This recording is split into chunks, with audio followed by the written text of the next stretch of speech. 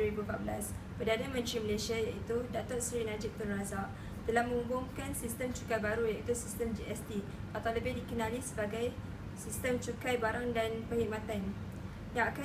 Sistem ini akan dilaksanakan pada 1 April 2015. Antara masalah-masalah yang dilalui oleh rakyat Malaysia ialah terdapat setengah rakyat Malaysia tidak sedar akan pengumuman pelaksanaan GST ini. Mereka juga tidak faham dengan sistem GST yang diperkenalkan oleh kerajaan kerana keliru dengan pembantahan daripada pihak pembangkang. Selain itu, mereka juga tidak tahu apakah akan terjadi kepada ekonomi atau kos kehidupan mereka jika sistem GST akan dilaksanakan. Objektif kajian ini terbagi kepada dua, iaitu objektif am dan objektif khusus. Objektif am ialah kajian yang dijalankan ini bertujuan untuk mengkaji kepekaan warga ibu kota terhadap sistem GST dan implikasinya. Objektif khusus pula ialah untuk mengkaji kepekaan warga ibu kota terhadap sistem GST, mengenal pasti implikasi sistem GST kepada ekonomi warga ibu kota dan juga mengenal pasti cadangan untuk meningkatkan kesedaran dan kefahaman rakyat berkenaan kepentingan dan pelaksanaan GST.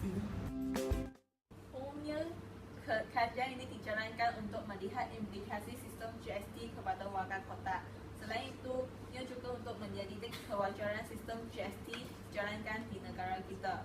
Di samping itu, hasil kajian ini harap dapat memberi kesedaran dan pemahaman selanjutnya kepada warga kota.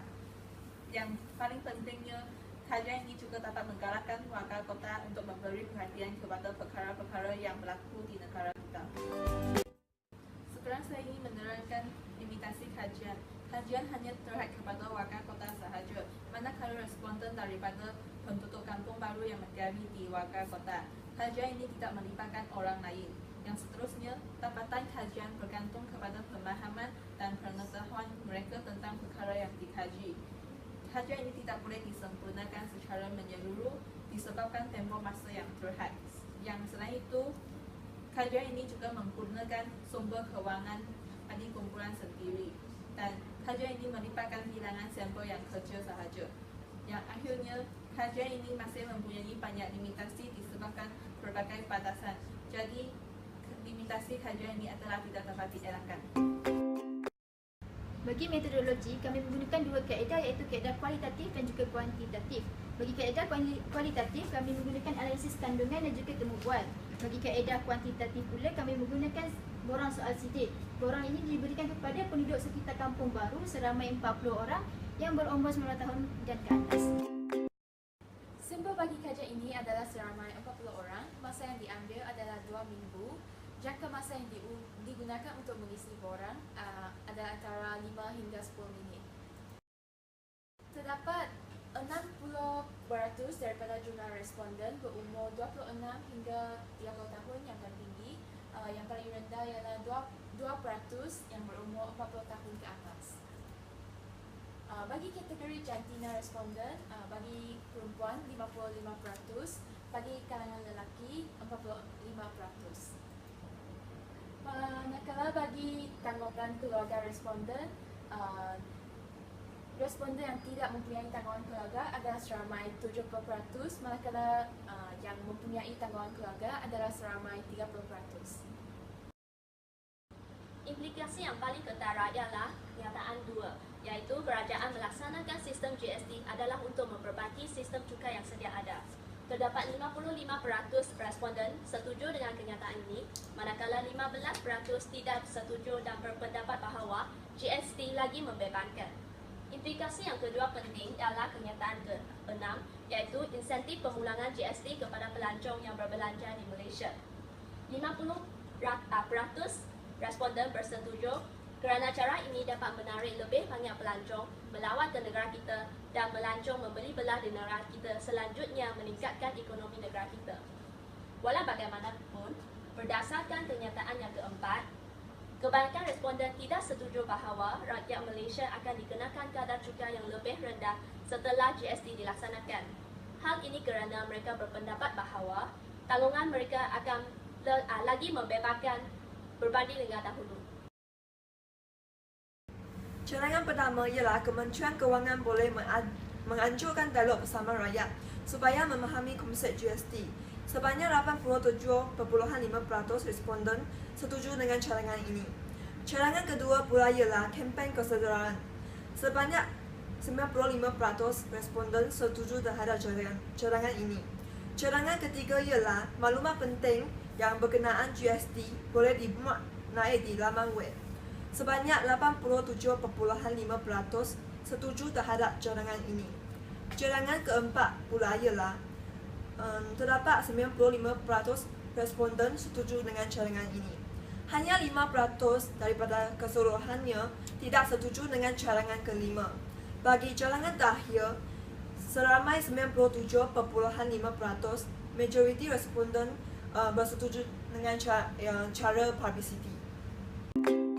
Antara pekerjaan informan kita adalah seperti berikut.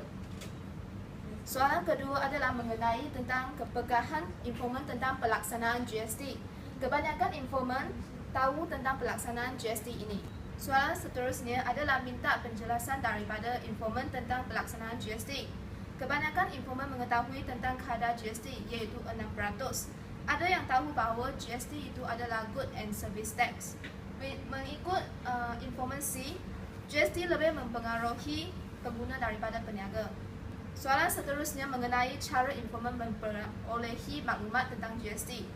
Informan mendapatkan informasi tentang GST melalui surat khabar, laman sesawang, sosial media seperti Facebook dan e-newspaper dan juga perbualan sesama kawan.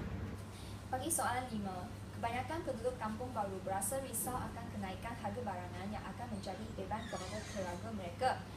Informan C akan mengurangkan kekerapan makan di luar, manakala informan D akan berhati-hati dan membuat bajet semasa membeli barang. Bagi soalan 6, informan A mencadangkan pihak kerajaan harus memperolehi pendapat daripada warga kota dan mementingkan kebajikan rakyat.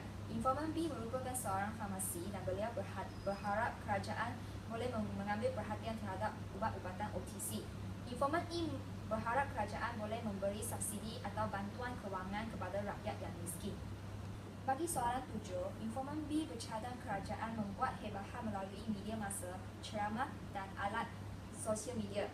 Informan C bercadang kerajaan harus menganjurkan seminar, forum dan kempen. Manakala informan D berharap kerajaan dapat mengedarkan flyers yang mengandungi penerangan tentang GST kepada rakyat.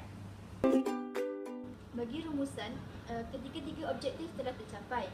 Objektif pertama, kami mendapati bahawa warga ibu kota sebenarnya tidak peka akan sistem GST dan tidak mengetahui tentang pelaksanaan GST. Bagi objektif kedua, implikasi yang dihadapi rakyat ialah mereka merasakan sistem ini ialah satu lagi beban yang perlu ditanggung. Tetapi dari segi positifnya, mereka bersetuju bahawa pelaksanaan GST dapat merangsang ekonomi dan meningkatkan daya saing Malaysia. Beberapa cadangan untuk meningkatkan kesedaran dan kefahaman rakyat tentang sistem GST ini ialah dengan menganjurkan dialog bersama rakyat, kempen kesedaran, forum dan penyebaran maklumat secara meluas melalui sosial media elektronik.